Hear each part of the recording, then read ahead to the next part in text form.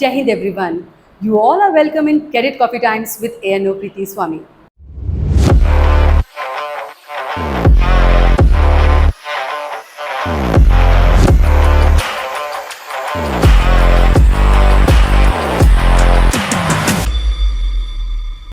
तो दोस्तों आज का जो हमारा पॉडकास्ट है वो हमारे उन स्टूडेंट्स के लिए है जो जेई या आईआईटी के बारे में जानना चाहते हैं। क्या है रोड मैप फॉर आईआईटी, कैसे हम उसको पा सकते हैं, या वो क्या क्या करें 11th और 12th में, वो सारी बातों को आज हम अपने इस पॉडकास्ट में लेके आए हैं। पर स्पेशल बात ये है कि जो हमारे रिसोर्स पर्सन हैं वो हमारे ही कामल कॉन्वेंट स्कूल के 2020 की क्लास 12th की पास आउट है। उन्होंने पीसीएम लिया था और उन्होंने कामल में टॉप भी किया था।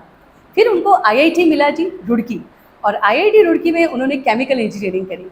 बट उनकी जर्नी 2020 में ही ख़त्म नहीं हुई कि एक हमें सिलेक्शन हो गया और मैं चली गई। उन्होंने तब भी अपनी वही जो जज्बा था वो काबू में रखे और आगे बढ़ती गई। और हमारे जो रिसोर्स पर्सन हैं उन्होंने कामल की जो 2020 की टॉपर थी, उन्होंने आईआईटी भी इस जुलाई 2024 में टॉप किया है। हमारे साथ आज हैं सना टंडन।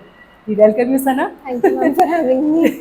तो सना, सबसे पहले तो आपको तहे दिल से बहुत बहुत शुभकामनाएं, क्योंकि ये जो आपने अपनी मंजिल हासिल करी है ये बहुत, कहते हैं ना, बहुत समय के लगता है इस चीज़ को हासिल करने में। So heartiest congratulation. Thank you ma'am. तो सना, सबसे पहले मैं ये जानना चाहती हूँ कि जो स्कूल होता है वो हमें बहुत सारी वैल्यूज़ देता है, तो वो वैल्यूज़ कैसे हमारी एकेडमिक ग्रोथ में या हमारे पर्सनल ग्रोथ में हेल्प करती है?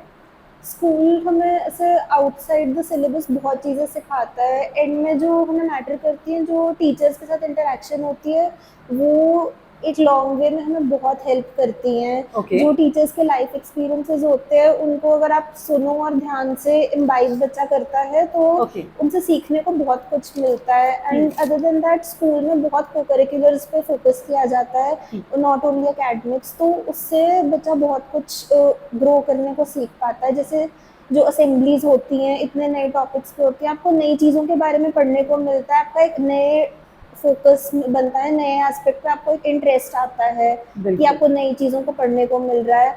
एंड उसके साथ आप नए लोगों के साथ काम करते हो, इतनी ग्रुप एक्टिविटीज़ होती है, आपको लोगों के साथ आपकी पीयर टू पीयर इंटरेक्शन बढ़ती है। जो ओवरऑल जब आप नए लोगों से बाद में भी मिलते हो तो वो इंटरेक्शन कैसे करते हैं वो बहुत काम आता है। वो काम आता है। तो देख लो हमारे सारे लिसनर्स और व्यूवर जो भी हमारे स्टूडेंट हैं, तो सना ने पहला मंत्र आपको दे दिया है कि आप किसी भी एज ग्रुप में हैं, चाहे आप 6th के हैं, 7th 8th के हो या 9th 10th 11th 12th के हैं, आपके लिए मंत्र यही है कि जिस भी स्कूल में हम हैं वहाँ पे जो भी हमें नॉलेज इनडायरेक्टली मिल रही है, चाहे टीचर्स के थ्रू मिल रही है, चाहे असेंबलीज में मिल रही है, चाहे किसी पार्टिसिपेशन में मिल रही है, वो बहुत हेल्प करता है। तो सना, सबसे पहले मुझे ये बताओ कि जो चैलेंजेस और हमारे हर्डल्स आते हैं लाइफ में, सो उसके बारे में आपका क्या कहना है? मतलब जब हम 10th से 11th में हमारा पहला मेन ट्रांजिशन होता है तो Correct. सबसे पहले हमारा एक नया आउटलुक वहाँ पे चेंज होता है, क्योंकि आपने आगे कहीं पे भी जाना है, कम्पिटिटिव एग्जाम्स होते हैं तो उनका एक फॉर्मेट बहुत डिफरेंट होता है। तो आपको अगर बोर्ड्स की तैयारी करनी है तो आपको साइमल्टेनियसली एक और एस्पेक्ट की भी तैयारी करनी है। ठीक है। तो सबसे पहले आप वहाँ सीखते हो कि आपको टाइम कैसे मैनेज करना है, 2 अलग फॉर्मेट्स में तैयारी करने की। ओके। फिर जो उसका तरीका रहता है, जैसे अगर ऑब्जेक्टिव टाइप पेपर है तो उसमें आपकी एक्यूरेसी ज़्यादा मैटर करती है कि आपको इजी चीज़ों को गलत नहीं करना है। कभी कभी आप तेज़ इतनी ज़्यादा वो कर लेते हो प्रैक्टिस कि आप मुश्किल चीज़ों पे फोकस करते हो, होता क्या आप आसान चीज़ें गलत कर देते हो। Yes, you are right. तो कम्पिटिटिव एग्जाम्स में आपको वो चीज़ों का बहुत ध्यान रखना होता है। ओके। उसके बाद पर ऐसा नहीं है कि आप सिर्फ उसी पे फोकस करो, आप अपने बोर्ड्स को भूल जाओ, क्योंकि एंड में आपको बोर्ड्स में भी नंबर चाहिए होते हैं। तो सना, जैसे कि हमें आपके बारे में पता है कि आपने टॉप किया, तो पीसीएम में, और वो भी क्लास 12th में टॉप करना, उसके साथ साथ आईआईटी क्रैक करना, और वो भी आप रेगुलर स्टूडेंट होके, तो क्या मंत्र था, हमारे स्टूडेंट्स जानना चाहते हैं।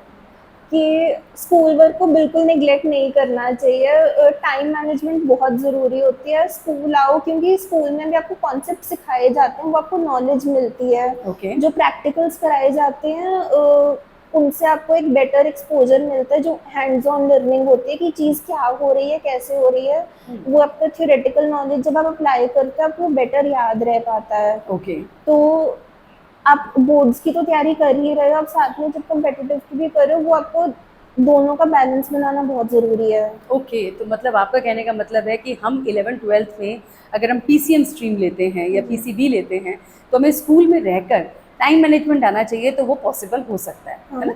अभी ये बात आती है कि जब हम स्पेशली जेईई की हम बात कर रहे हैं, तो जेईई क्रैक करने की बात कर रहे हैं और एक सिलेबस जो सीबीएसई का होता है, वो थोड़ा डिफरेंट होता है। तो इन दोनों में कैसे हम मतलब बैलेंस रख सकते हैं? इनमें बैलेंस रखने के लिए तो मेन यही है कि आपको बोर्ड्स के लिए आपको एक सब्जेक्टिव लेवल की तैयारी करनी पड़ती है, तो बिल्कुल। जब आप वो सब्जेक्टिव चीज़ों की तैयारी करते हो तो आप एक बेसिक कॉन्सेप्ट समझते हो, तो वो कहीं न कहीं आपको कॉम्पिटिटिव के लिए हेल्प करते हैं, क्योंकि वो आपका एक बेस बना देता है। ओके। तो अगर आप बोर्ड्स की तैयारी पहले करते हो तो उससे आपको एक बेसिक नॉलेज बन जाती है। अच्छा। फिर आप उस बेसिक नॉलेज को फर्दर इम्प्लीमेंट करने के लिए जो भी कॉम्पिटिटिव एग्जाम्स की बुक्स आती हैं, आप उसके क्वेश्चंस करो तो आप देखोगे कि आप उन्हीं कॉन्सेप्ट्स को एक अलग तरीके से बस अप्लाई कर रहे हो। ओके, अच्छा, तो मतलब अब जो नॉलेज है उसको हमने इफ़ेक्टिवली मतलब कहने का जो मंत्र है वो ये है, स्टूडेंट क्या करते हैं कि जब क्लास में टीचर ने सपोज़ फिज़िक्स वाले ने कुछ लेक्चर लिया या केमिस्ट्री, मैथ्स की क्लासेस हो रही हैं, हम सोचते हैं यहाँ नहीं पढ़ेंगे, हम ट्यूशन में पढ़ वही लेंगे। पढ़ लेंगे, तो मेरे को लगता है कि जो आप कहना चाह रहे हैं वो ये है कि क्लास में जो है, जो टीचर से जो मिल रहा है, आप वो नॉलेज वहाँ पे लें। क्योंकि उसी से आपका आगे के लिए बेस बन रहा है। Correct, correct. अदरवाइज़ सना ये भी होता है कि हम स्कूल में जो हम करते हैं, वो हम मिस कर देते हैं और हम सोचते हैं उस टीचर के पास जाएँगे, उधर ट्यूशन में पढ़ेंगे तो बेटर आएगा। तो और वहाँ पे जब जाते हैं तो हम सोचते हैं जब पेपर आएँगे तब तब हम कर करेंगे। लेंगे। तो आई थिंक वो जो चीज़ हमारी जो चेन रिएक्शन चलती रहती है, उसकी वजह से भी हमारा आउटपुट नहीं हमारे निकलता है। अंदर एक वो फोकस नहीं रहता है, एक हमें लॉन्ग टर्म गोल रखना है कि बाद में कर लेंगे वाली चीज़ नहीं करनी, जो चीज़ जब सामने है बस उसको तभी कर लो। तभी करनी है, ओके। अभी एक और मेरे को एज़ ए स्टूडेंट के पॉइंट ऑफ व्यू से क्वेश्चन याद आ रहा है कि जैसे हम अपनी प्रिपरेशन करते हैं, जैसे आपने कहा ऑब्जेक्टिव टाइप भी है, सब्जेक्टिव टाइप भी है, तो क्या आपने कुछ इसके लिए अलग से कोई नोटबुक में अलग से ऑब्जेक्टिव टाइप का कुछ अलग से मंत्रा लिखा, सब्जेक्टिव टाइप का कुछ और लिखा, कि साथ-साथ ही दोनों को पढ़ा? मैंने ऐसे किया था, जैसे मैथ्स और फिजिक्स में ये किया था मैंने कि पहले एक बेसिक कॉन्सेप्ट जो एनसीईआरटी और एग्जाम्पलर का लेवल होता है उसको अच्छे से कर लिया। ओके। जब वो चीज़ क्लियर हो गई तो जो कॉम्पिटिटिव एग्जाम्स की जो बुक्स आती हैं, हुँ, जैसे फिजिक्स में एच सी वर्मा है, आयरोडोव है, मैथ्स में टीएमएच की बुक्स आती हैं, ओके, इधर गुप्ता की, वो ऑब्जेक्टिव टाइप को डील करती हैं। अच्छा, तो पहले एनसीईआरटी और एग्जाम्पलर में कॉन्सेप्ट्स को स्ट्रॉन्ग कर लिए, उसके ओके, बाद उन पे शिफ्ट किया, ओके। क्योंकि वो उन कॉन्सेप्ट्स की एक नेक्स्ट लेवल टाइप एप्लीकेशन को डील करती हैं। ओके, एक और बात सना, एक तुम्हारी इस प्रिपरेशन से याद आई, हम अक्सर ना जब से कहते हैं कि 9th से ही कुछ ऐसे होते हैं, 9th में 10th का पढ़ लेते हैं, 10th वाले 10th में 11th का पढ़ने लगते हैं, 11th में 12th का, 12th में जेईई की कर रहे होते हैं, कुछ इस तरह से हम पहले से ही आगे चल रहे होते हैं शायद। तो उस समय आपका क्या मानना है कि 11th में सपोज़ कोई बच्चा एडमिशन लेता है अप्रैल या मई में या जुलाई में, तो उस सपोज़ जुलाई ऑनवर्ड से उसे कितने महीनों में अपने 11th की पढ़ाई को कर लेना चाहिए या चलते रहना चाहिए? What is your Mantra for that? मेरे अकॉर्डिंग साइमल्टेनियसली करना बहुत ज़रूरी है, क्योंकि जो कॉम्पिटिटिव एग्जाम्स है पूरा 11th-12th का सिलेबस आता है, अच्छा, तो आपको साइमल्टेनियसली याद करके उस चीज़ को रिटेन करना भी ज़रूरी रहता है। ओके, तो आपने 11th में 11th का ही पढ़ा, फिर जब आप 12th में आओ तो आपने साथ साथ 12th का नया भी पढ़ रहे हो और 11th का भी रिवाइज कर रहे हो। ओके। तो उसके लिए क्या हमें कोई शेड्यूल देखना पड़ता है कि मैं मॉर्निंग आवर्स में 11th करूँगी और इवनिंग आवर्स में 12th करूँगी, ऐसा कुछ? कि कैसे? मतलब वो ऐसा इंडिविजुअल टू इंडिविजुअल वेरी करता है, जैसे मेरे को सुबह पढ़ना ज़्यादा प्रेफरेबल लगता है देन रात को ओके, पढ़ना। तो ओके। मैं ऐसे करती थी कि सुबह नए कॉन्सेप्ट्स को समझ रही हूँ, नए कॉन्सेप्ट्स की एप्लीकेशन सीख रही हुँ, हूँ, और फिर शाम को जब उतना फ्रेश नहीं होती हुँ। तो पुराने कॉन्सेप्ट्स रिवाइज कर रही हूँ। अच्छा, तो मतलब जब मतलब हमें डिपेंड करता है, कुछ बच्चे होते हैं जो लेट नाइट तक पढ़ते हाँ। हैं, बट आपका कहने का मतलब है जब हम फ्रेश नहीं हैं, तो हाँ, हमें वो पुराने कंसेप्ट, चीज। पुराना कंसेप्ट जो हमने पहले पढ़ा भैया, दिस हाँ, can be the Mantra, yes, why not? कि क्योंकि नए पे हमारा फोकस होगा ही नहीं और पुराने पे एटलीस्ट हमारा 20% तो पहले वो था कुछ थोड़ा, का तो हाँ, पहले का याद तो रहता याद ही ही है। रहेगा, ओके। अब मुझे ये पूछना था कि जो हमारा स्लीपिंग पैटर्न है, तो कहते हैं कि जो आईआईटी, जेईई की तैयारी कर रहे होते हैं, उन्हें दिन में पता नहीं कितने 12 घंटे या 17 घंटे, 14 घंटे पढ़ना चाहिए, कुछ ऐसा है आपके अकॉर्डिंगली कि कितने आवर्स आपको लगता है कि इम्पोर्टेंट है पढ़ने के लिए? मतलब एंड में तो क्वालिटी ज़्यादा मैटर करती है। जैसे मैंने ये रियलाइज़ किया था 11th के शुरू में, मैं भी उसी चीज़ को फॉलो कर रही थी कि 12-12 घंटे पढ़ना है, पूरा ऐसा टाइम पढ़ते रहो। Yes. बट फिर ऐसे 2-4 महीने बाद वो वर्कआउट नहीं कर रहा था, क्योंकि Okay. बंदे की स्लीप इतनी ज़्यादा डिप्राइव हो जाती है, आपकी वो मेंटल और फिजिकल हेल्थ पे भी प्रॉब्लम्स Oh, देता है। okay. तो एटलीस्ट 8 to 10 आवर्स या जितने की भी आप पहले से सो रहे हैं, मतलब बिफोर जेई की प्रिपरेशन आप जितना सो रहे हो, एटलीस्ट उतना टाइम तो आपको अपने आप को देना ही चाहिए। Okay. And other than that, दिन का 1-2 घंटा अपने आप खुद के लिए टाइम निकालना ज़रूरी है, कि आप वॉक पे जा रहे हो या कहीं घूम रहे हो, बस मतलब फ़ोन नहीं चला रहे, कुछ प्रोडक्टिव खुद को टाइम देना बहुत ज़रूरी है वो। ओके, तो जो आपने कहा खुद को टाइम, मी टाइम, तो हाँ जी। आप मी टाइम के लिए आप क्या करते थे अपने लिए? मैं वॉक पे जाती थी। अच्छा, वॉक पे। और आपने क्या अपने सोशल इन्फ्लुएंस को, मतलब जो आपका सोशल सर्कल है, उसको छोड़ा उन दिनों में? थोड़ा सा कम किया था, मतलब अच्छा, ये नहीं बर्थडेज कि है या सेलिब्रेशन है, वो थोड़ा कम हुए? हाँ जी, फ्रेंडशिप कम हुई? मतलब थोड़ा कम हुआ, बट सबका ही वैसा फेज था, तो ओके, वो 11th-12th के बाद वो वापस दोबारा नॉर्मल मिल हो गए। भी गया था। तो मतलब अगर हमारा दोस्ती कहीं जाती भी है, तो उसको पॉज़ समझिए, उसको ये मत सोचिए खत्म हो गई है, तो थोड़ी देर बाद फिर से वापस आ जाएगी। ओके, अब मुझे आपसे ये पूछना है कि जो हमारे एस्पिरेंट्स हैं, आईआईटी के एस्पिरेंट्स हैं, स्पेशली जिन्होंने जेईई को क्रैक करके उन्होंने एम ही बना रखा है, उनके लिए आपका क्या मैसेज होगा? कि आप अपना बंदे को खुद पूरा बेस्ट देना चाहिए, अपना फोकस नहीं लूज करना चाहिए, क्योंकि हर बंदे का पढ़ने का तरीका अलग होता है। आपका एक डिफिकल्टी लेवल आपके लिए कुछ और है, चीज़ों का सामने वाले के लिए कुछ और है। तो अगर कोई दूसरे टाइप की बुक्स कर रहा है और आप दूसरे टाइप की कर रहे हो, तो उससे ऐसा इंटिमिडेट नहीं होना। ओके, जो चीज़ आपके लिए काम कर रही है, आपको उसके साथ चलते रहना चाहिए। ओके, मतलब आपको ग्रेजुअली अपना लेवल बढ़ाना चाहिए। ये नहीं कि सामने वाले ने किसी और चीज़ से शुरू किया तो टेंशन में आ जाओ कि मेरे को भी वही करना है, मैं ओके। अपना पूरा फोकस शिफ्ट कर दूँ। हाँ, जो हाँ। खुद के लिए काम कर रहा है उसके ऊपर स्टिक करते रहना बहुत ज़रूरी है। मतलब हमें अपने हिसाब से देखना है, अगर सभी ऐसे कर रहे होते सभी रोबोट बन गए होते, है ना? तो ये भी एक वो है, फिलॉसफी कहें, कि अगर हम अपने हिसाब से नहीं करेंगे तो हम अलग कैसे दिखेंगे, बिल्कुल सही।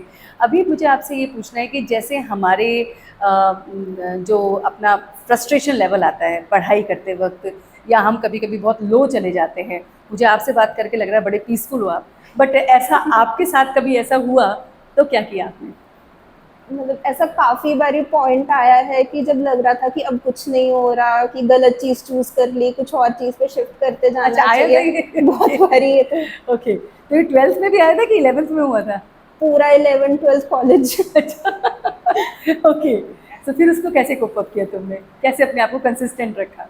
यही है कि लोगों से बात करते रहना बहुत ज़रूरी है, क्योंकि आपको कोई ना कोई ऐसा मिलेगा जो सेम स्ट्रगल जिसकी रही हो, वो आपको एक गाइड मैप बताएगा कि उसने उस टाइम पे क्या किया, चाहे वो आपके लिए काम ना करे, बट एक रीअश्योरेंस मिलती है। कि हम भी कर सकते हैं हाँ। उसको।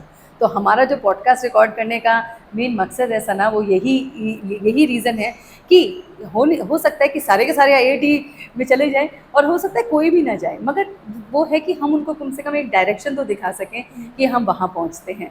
अब मुझे आपसे ये पूछना है कि रिसर्च पेपर्स जो होते हैं या इंटर्नशिप जो होती है, जो हमारे कॉलेज, मतलब जैसे आपकी बोर्ड खत्म हो जाता है, उसके बीच में आपके पास 3-4 मंथ्स का गैप होता है, तो क्या वो इम्पोर्टेंट होती हैं? हाँ जी, लाइक आप किसी भी फील्ड में जाओ, आज के डेट में कंपटीशन बहुत बढ़ गया है, जॉब मार्केट बहुत ऐसा एक्सपैंड कर गई है, तो ओके, आपको एक दूसरे के सामने एडवांटेज देना बहुत ज़रूरी है। ओके, तो जो कॉलेज के बाद के 3-4 महीने होते हैं, उनकी प्रॉपर यूटिलाइजेशन ज़रूरी होती है। आपको उस टाइम पे फिगर आउट करना चाहिए कि आपने आगे क्या करना है, क्योंकि 11th-12th में आप जो पढ़ते हो वो, अगर आप कॉलेज के कंपैरिजन में देखो, वो एक फंडामेंटल ही होता है। ओके, आप एक इन डेप्थ पर्टिकुलर किसी फील्ड में नहीं जा रहे। जैसे अगर आपने लॉ करना है तो आप सिर्फ एक लीगल स्टडीज का पेपर पढ़ते हो, पर आगे जाके पूरा सिर्फ लॉ ही कर रहे हो। बिल्कुल, तो उस टाइम पे आपको देखना है कि आपने क्या करना है। जैसे ऑनलाइन बहुत सारे कोर्सेज हैं, यूट्यूब चैनल्स हैं, उनसे स्किल्स बढ़ानी बहुत ज़रूरी है। जैसे अगर आपने सॉफ्टवेयर साइड पे जाना है हुँ, तो आप कोडिंग सीख सकते हो, आप मशीन लर्निंग सीख सकते हो। उसमें आपको देखना चाहिए आपका कहाँ इंटरेस्ट बन रहा है। ओके, फिर ड्यूरिंग कॉलेज भी आपकी समर वेकेशन आती है, फिर जो आपने स्किल सीखी आप उनको और रिफाइन करो उन Okay. छुट्टियों में, और उनकी रियल वर्ल्ड एप्लीकेशन लेनी बहुत ज़रूरी है। ओके। उसके लिए जैसे बंदा रिसर्च इंटर्नशिप कर सकता है, नॉर्मल इंटर्नशिप कर सकता है, ऐसा लिंक्डइन के थ्रू आप कहीं अप्लाई कर सकते हो, या कॉलेज में सीनियर से बात कर सकते हो, या प्रोफेसर से, वो ओके। आपको गाइड कर सकते हैं कि उस पर्टिकुलर फील्ड के लिए किस टाइप की इंटर्नशिप ज़रूरी ओके। है। वाओ!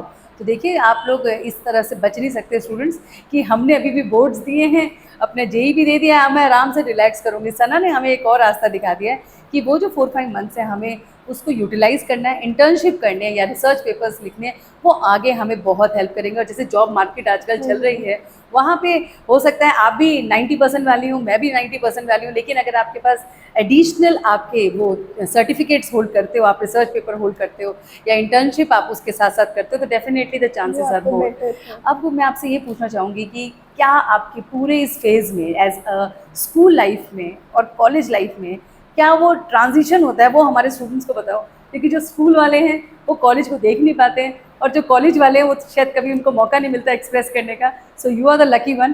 तो क्या डिफरेंस होता है वो फेज़ को बताइए। स्कूल टू कॉलेज ट्रांजिशन ऐसे बहुत मेजर फेज होता है। स्कूल बहुत एक सेफ स्पेस होता है सबके लिए। आप स्कूल जा रहे हो उन्हीं सेट ऑफ लोगों से जिनको आप बहुत सालों से जानते हो, उनके साथ आप इंटरेक्ट करते हो, पढ़ते हो, वापस आ जाते हो, ठीक है। खेल लेते हो, जो भी होता है। बट जब आप कॉलेज में जाते हो आप दोबारा से नए लोगों को मिलते हो। अगर आप हॉस्टल जा रहे हो तो एक एक बहुत वो इंडिपेंडेंट लाइफ आ जाती है। रोज सुबह कोई उठाने वाला नहीं है, खाना खुद खाना है और वो करेक्ट सब। करेक्ट। तो वो चीज़ों का एक बैलेंस बनाना बहुत मुश्किल रहता है स्टार्टिंग में, एंड उसके लिए आपको आसपास लोग चाहिए जो आपको सपोर्ट करें, मेंटली गाइड करें। फैमिली का इसमें बहुत इंपॉर्टेंट रोल आता है, जो आपको उस टाइम पे साथ दें। तो आपके जो जब कभी आप लो फील करते हो तो अपने पेरेंट्स या सिबलिंग से उनसे इंटरेक्शन करते हैं? हाँ जी। अच्छा, क्योंकि वो मस्ट है मेरे को लगता है। हाँ। और मेरे को एक यहाँ पे स्टूडेंट के पॉइंट ऑफ व्यू से मुझे लगता है क्या फ्रेंड्स से बात करना ज़्यादा कंफर्टेबल नहीं रादर देन हम